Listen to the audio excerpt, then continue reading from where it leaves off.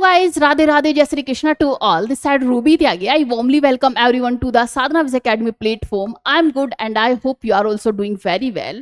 Let's begin. Today's topic is prehistorical period. आज हम देखेंगे प्री हिस्टोरिकल पीरियड से रिलेटेड 10 क्वेश्चंस देखेंगे. उसके बारे में जितनी भी रिलेटेड उसकी इन्फॉर्मेशन होगी उसे अच्छे से हम पढ़ेंगे और डिटेल में देखते हुए चलेंगे, क्योंकि आप अभी जानते हैं कि कुछ हमारे एग्जाम भी आ रहे हैं, तो उसमें हम जितना भी आपका प्री हिस्टोरिकल आर्टिकल से क्वेश्चंस बनेगा वो मैक्सिमम यहाँ से कवर होंगे. तो इसी तरह से इन्हें देखते हुए चलेंगे. छोटे छोटे पार्ट में हम इन्हें देखेंगे. एंशिएंट हिस्ट्री के छोटे छोटे पार्ट में मैंने डिवाइड किया हुआ है, जैसे कि प्री हिस्टोरिकल पीरियड या फिर सिंधु सभ्यता. इस तरह से हम उन्हें कवर करते हुए चलेंगे. आज के हमारे 10 क्वेश्चन होंगे प्री हिस्टोरिकल पीरियड पर और उसी से रिलेटेड हम देखेंगे क्लासेस में. देखते हैं प्रागैतिहासिक काल जो हमारा है उसे हम देखते हुए चलेंगे. पहला क्वेश्चन है हमारा. पहला क्वेश्चन है निचले पैलियोलिथिक, जो पैलियोलिथिक युग में मानव द्वारा निर्मित प्रमुख औजार प्रणाली का नाम क्या था. तो जो पैलियोलिथिक युग में मानव द्वारा निर्मित प्रमुख औजार थे उसे कहा जाता था अच्युलेन. क्या कहा जाता था? अच्युलेन. उसे अच्युलेन कहा जाता था. ये हाथ कुंडा तकनीक से, किससे? हाथ कुंडा तकनीक से दो तरफ से कुंद किनारे बनाए जाते थे और जो भारी कामों जैसे शाखाएं काटना या मांस छीलना में इस्तेमाल होता था. यह तकनीक 15 लाख वर्ष पूर्व शुरू हुई और लाखों वर्षों तक मानव सभ्यता का आधार बनी. आइए आपको अच्युलेन की दिखाते हैं. ये है अच्युलेन हैंड एक्स. इस तरह से ये औजार बनाया गया था. ये कब बनाया गया था? ये पैलियोलिथिक युग में बनाया गया था. इससे क्या करते थे? जैसे कि शाखाएं काटना या फिर अपने लिए खाना इकट्ठा करना, लकड़ियां, ये इन सब चीजों का उपयोग इससे किया जाता था. इससे करते थे क्या क्या करते थे? जैसे शाखाएं काटना, मांस छीलने का इस्तेमाल होता था.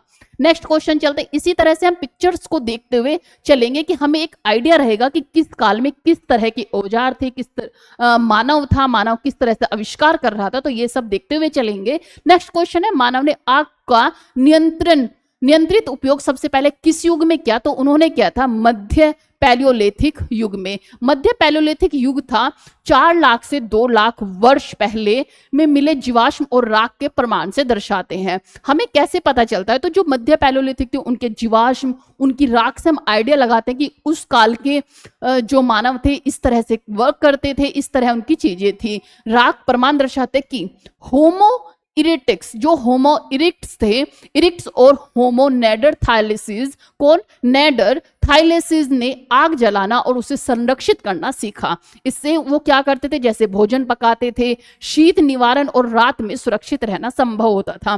क्या करते थे उस टाइम पर? कि वो आग जलाकर रखते थे. जैसे कि आप सब जानते हैं कि जब जंगलों में आग को जलाकर रखते हैं तो जंगली जानवर है वो आग के नजदीक नहीं आते हैं, तो इसलिए वो आग जलाकर रखते थे, अपनी सुरक्षा करते थे रात को. या फिर जैसे सर्दियां पड़ती थी उस टाइम पर इनके पास वस्त्र नहीं होते थे, तो वो क्या करते थे? सर्दियों में आग जलाकर रखते थे, उससे अपनी सुरक्षा करते थे. उस टाइम पे ना घर होते थे क्योंकि जंगलों में रहते थे, और इससे अपना जो भोजन था उसे भी पकाना सीख गए थे, खाना भी पकाना सीख गए थे. आग का इन्होंने प्रयोग सीख लिया था, तो खाना पकाकर खाते थे आग में. कैसे सीखा था? जैसे आपने देखा होगा जब एंशिएंट में कि आग इन्होंने जलाने का आविष्कार किया और जैसे ही ये कच्चा मांस खा रहे थे तो इनके हाथ से छूटकर उस आग में वो मांस का पीस गिर गया. जब वो आग ठंडी हुई तो उन्होंने उस पीस को खाया तो वो उन्हें स्वादिष्ट लगा, उसमें टेस्ट लगा, तो उन्होंने जाना कि इसको अगर आप इस आग में डालकर खाओगे तो उससे क्या होगा? वो स्वादिष्ट बनेगा. तो इस तरह उन्होंने भून के खाना उनसे सीख लिया था. कौन सा था ये? मध्य पैलियोलिथिक. मध्य पैलियोलिथिक. और उस टाइम के कौन से नाम थे मानव के? होमो इरेक्टस और होमो नेडरथाइलेसिस. इस तरह से उनका वो था. जैसे कि ये हैं मध्य पैलियोलिथिक के मानव हैंगे जो होमो इरेक्टस हैं. भारत में भीमबेटका, कौन सा? भारत में भीमबेटका जो कहाँ पड़ता है? मध्य प्रदेश की गुफाओं में आग के प्रयोग के साक्ष्य मिले. जो मध्य प्रदेश का भीमबेटका है यहाँ पर आग के साक्ष्य मिले थे और यहाँ से ही एक आइडिया लगाया था कि इस काल में इन्होंने आग जलानी सीख ली थी. विश्व स्तर पर इजराइल के कैसम गुफा, कौन सा? कैसम गुफा दक्षिण अफ्रीका की वंडर वर्क गुफा में से ये प्रमाण मिले थे. तो इस तरह से इन्होंने आग को जलाना सीखा. नेक्स्ट क्वेश्चन है हमारा. प्रथम मानव समूह ने धातुओं में सर्वप्रथम किस धातु का प्रयोग किया? तो सर्वप्रथम किस धातु का प्रयोग किया था? उन्होंने किया था तांबा का. किसका? तांबा का किया था. तो ये था चौपाट लीक ताम्र. क्या था? चौपाट लीक ताम्र था जो उस युग में कांस्य औजारों से पहले ताम्र औजारों का निर्माण और उपयोग शुरू हुआ, जिसमें मोहरे, चाकू व औजारों में शुद्ध ताम्र की वजह से जीवन स्तर में सुधार और व्यापार का विकास हुआ। वो इस तरह से बनाते थे, ये थे जो कि इन्होंने बनाया। कौन सा था ये? चाकोलिथिक युग का। कौन सा? चालकोलिथिक युग के ये व्यक्ति थे। और इन्होंने क्या, ये सबसे पहले किसका आविष्कार किया? इसका आविष्कार किया। इससे पहले थोड़ा इसके बारे में यहां भी जाने कि सबसे पहले जो धातु थी वो जिसका मानव ने उपयोग किया था वो था तांबा। काल कौन सा था? तो वो था नवपाषाण काल। नवपाषाण काल में उन्होंने नियोलिथिक एज में क्या किया था? तांबा की खोज की थी। नियोलिथिक एज के अंत में और कौन सा? चालकोलिथिक युग में इन्होंने इसका आविष्कार किया था, नवपाषाण युग में, लगभग 4000 ईसा पूर्व। कौन सा? लगभग 4 ईसा पूर्व इनका जो समय आका गया है, लगभग 4000 ईसा पूर्व आका गया। और विश्व में जो मेसोपोटामिया है, मेसोपोटामिया कहाँ पे? यह मिस्र में जो मेसोपोटामिया है वहां पर इसकी खोज की गई थी, वहां पर पता लगाया गया था। भारत में ये जहां पर ब्रह्मगिरी, आहड़, मालवा, नवदा तोली, चिरांद आदि स्थलों से तांबों के प्रयोग के प्रमाण मिले हैं। प्रारंभिक प्रयोग कब हुआ? तो तांबे से बने औजार कौन कौन से थे? जैसे कि कुल्हाड़ी, छेनी, तीर की नोक और चाकू उन्होंने सबसे पहले बनाने शुरू किए थे, जो तांबे से इन्होंने औजार बनाए थे। फिर आभूषण भी बनाए, जैसे तांबे की चूड़ियां, हार और कंगन। फिर इन्होंने भंडारण पात्र शुरू कर दिए, साधन शुरू कर दिया। प्रारंभ में धातु पत्थर की हथौड़ी, प्रारंभ में जो धातु थी वो पत्थर की हथौड़ी थी और आग की सहायता से पीटकर आकार दी जाती थी। क्या करते थे? पहले इन्होंने पत्थर की हथौड़ी बनाई, पत्थर को गर्म करके उसे पीटकर क्या बनाई जाती थी? एक कुल्हाड़ी बनाई जाती थी, या फिर उसे क्या किया जाता? आग की सहायता से पीटकर एक आकार दिया जाता था। बाद में धातु गलाना और ढलाई की तकनीक विकसित हुई। फिर उन्होंने बाद में क्या किया कि जो वस्तु थी उसे गलाकर उसकी ढलाई करना, उसे भी सीख लिया। और इसके बाद उन्होंने यहीं से कांस्य का युग भी शुरुआत हुआ। कौन सा? कांस्य किससे मिलकर बनता है? कॉपर और टीन से। कॉपर और टीन से मिलकर बनता है क्या? युग की शुरुआत हुई। टीन, कॉपर और टीन। ये आपने देख लिया किस तरह कुल्हाड़ी की घिसाई करते थे। इस तरह से पत्थर, ये पत्थर का है, इसे पत्थर से क्या करते थे? गर्म करके इसको ढलाई करते थे और इससे ये अपना औजार बनाने लगे। और फिर उन्होंने कांस्य का स्टार्ट किया, कांस्य की चीजों का युग स्टार्ट हुआ। ताम्रयुगीन समाजों के प्रमुख लक्षण क्या थे? कि ताम्रयुगीन जो कि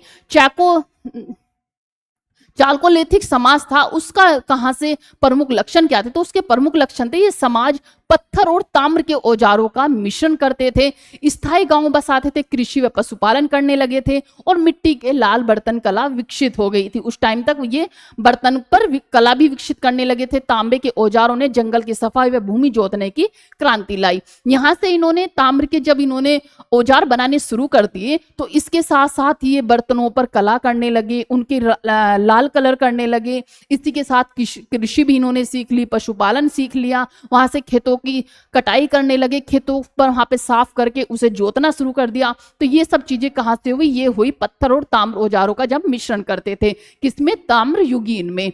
आइए नेक्स्ट चलते हैं और थोड़ा और ताम्रयुगीन का देखते हैं। ताम्रयुग की जो शुरुआत हुई थी वो हुई थी 3500 ईसा पूर्व से।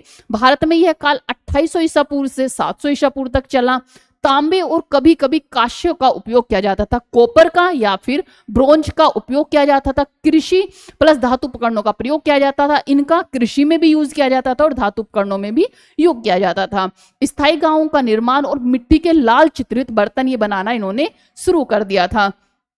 ताम्रयुग में समाज में खेती करने, शिल्पकार, व्यापारी, शासक वर्ग अलग अलग रूप से उभरने लगे थे। धार्मिक आस्थाएं हो गई थी, जैसे कि मातृ देवी की पूजा करने लगे थे।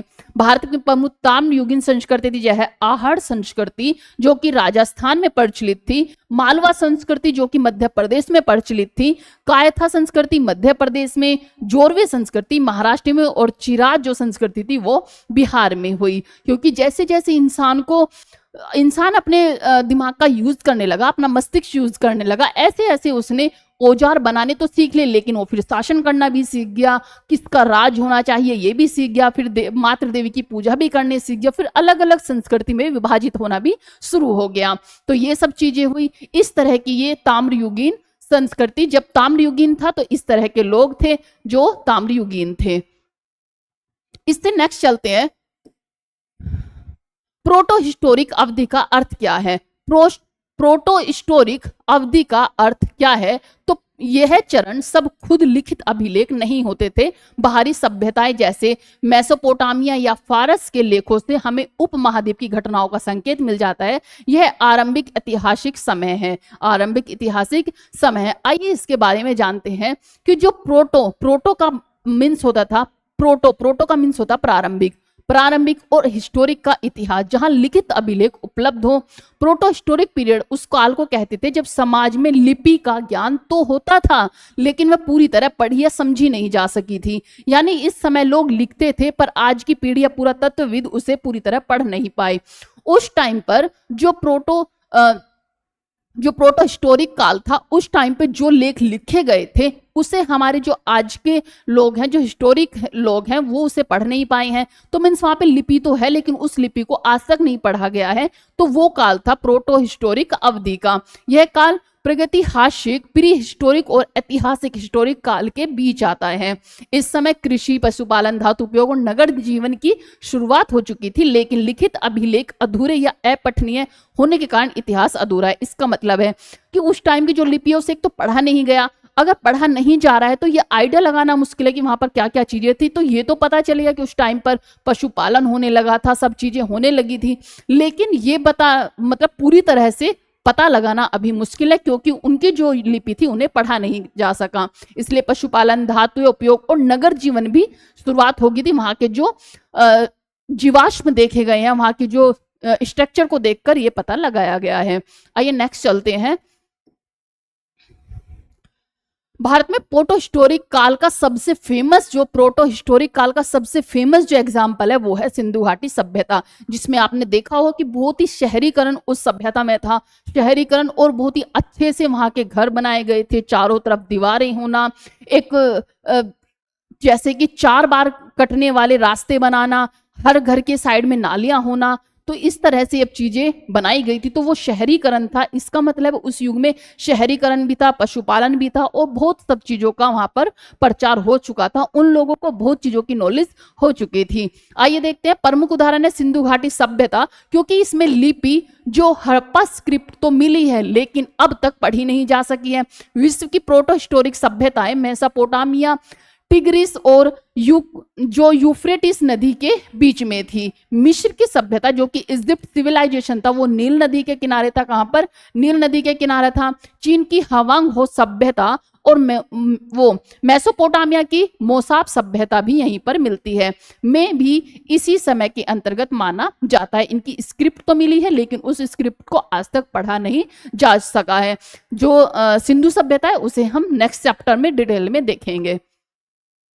ये उस टाइम के घर थे और इस तरह से वहां मानव निवास करता था। इस तरह की वहां का शहरीकरण था जो कि एक बहुत ही सुंदर आकृति में दिखता है। आइए नेक्स्ट क्वेश्चन है हमारा,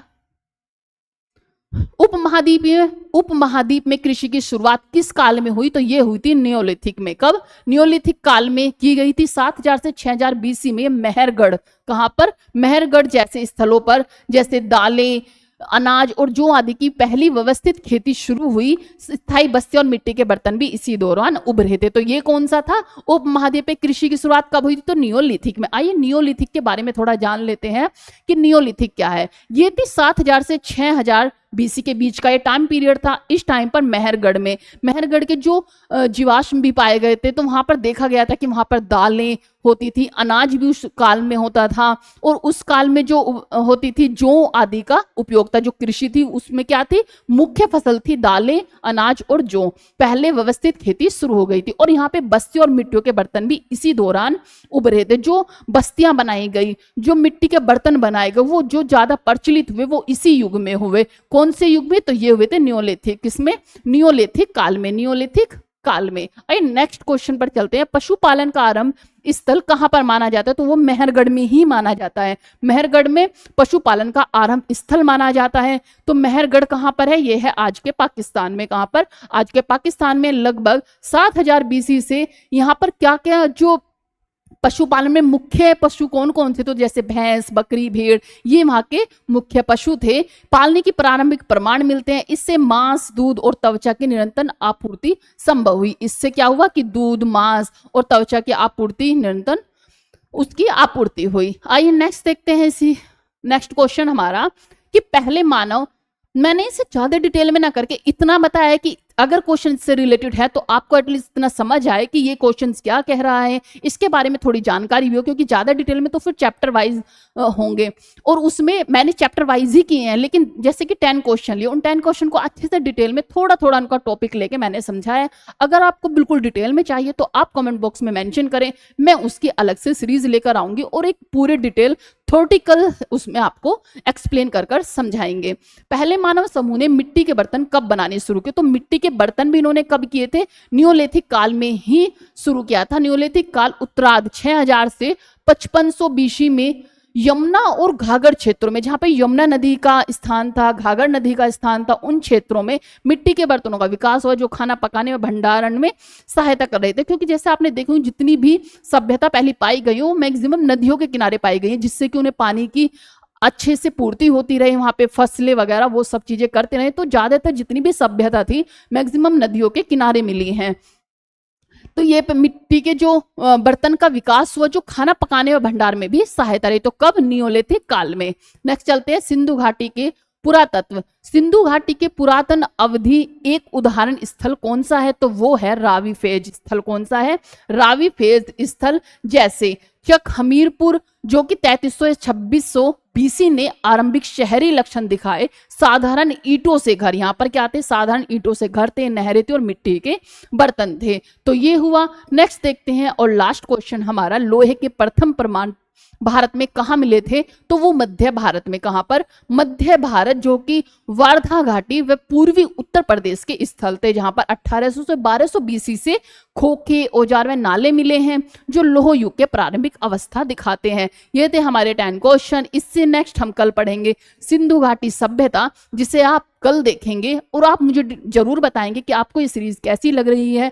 चैप्टर वाइज मैं इसे लेकर आई हूं, अगर आपको किस तरह से चाहिए वो भी आप मेंशन कर जरूर बताएं। ओके तो कल हम पढ़ेंगे सिंधु घाटी सभ्यता। Thank you so much and have a good day.